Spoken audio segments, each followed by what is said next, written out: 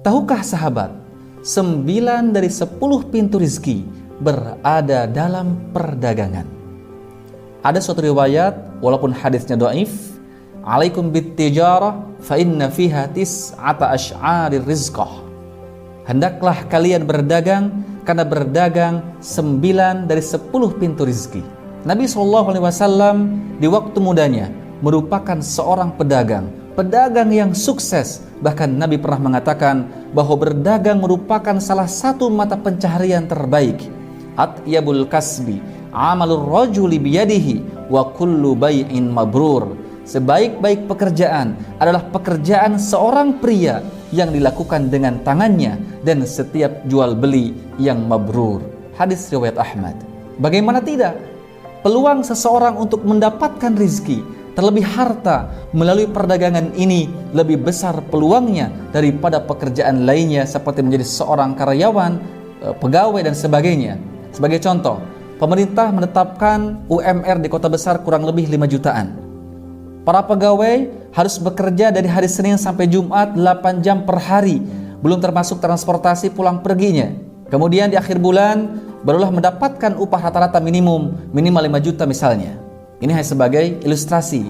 Nah, jika seorang pegawai ingin mendapatkan uang lebih misalnya dari 5 juta ingin mendapatkan 10 juta, maka tentunya akan sulit jika hanya mengandalkan dari gaji.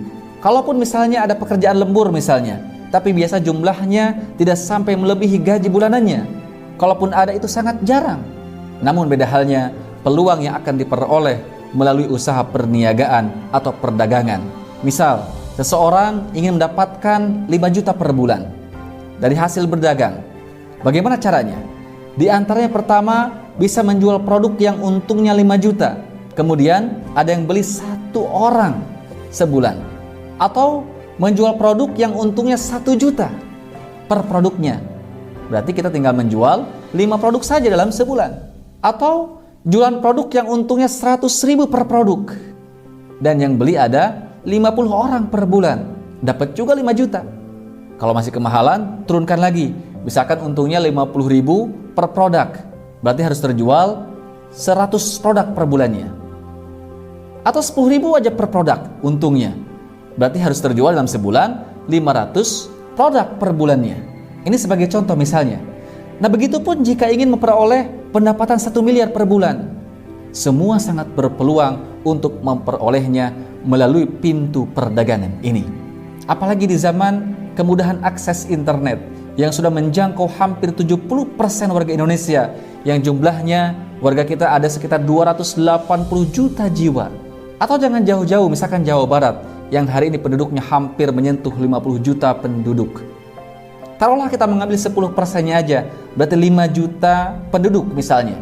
Maka jika kita mampu mengakses dan menjual produk kita ke 10% saja warga Jawa Barat, atau sekitar 5 juta penduduk yang keuntungannya dari setiap produknya misalkan Rp1.000 per produknya, maka berapa keuntungannya akan diperoleh?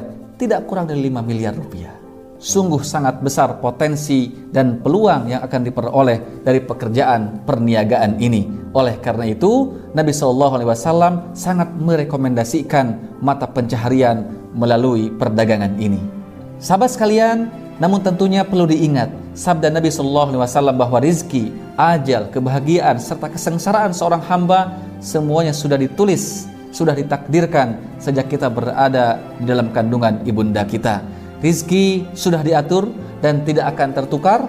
Tugas kita adalah hanyalah berusaha, berikhtiar semaksimal mungkin, mengerahkan seluruh potensi yang kita miliki. Adapun hasilnya, tawakal 'ala Allah, serahkan sepenuhnya kepada Allah Subhanahu wa ta'ala.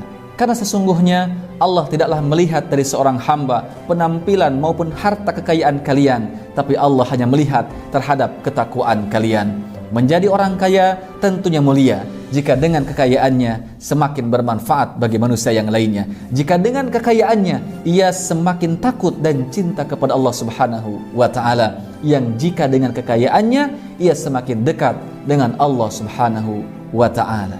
Jangan sampai sebaliknya, alhaakumut takatsur, celaka bagi orang-orang yang bermegah-megahan.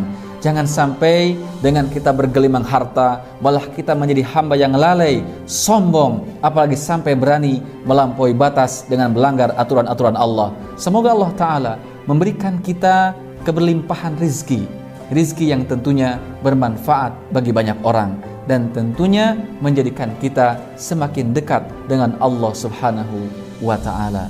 Amin ya rabbal alamin.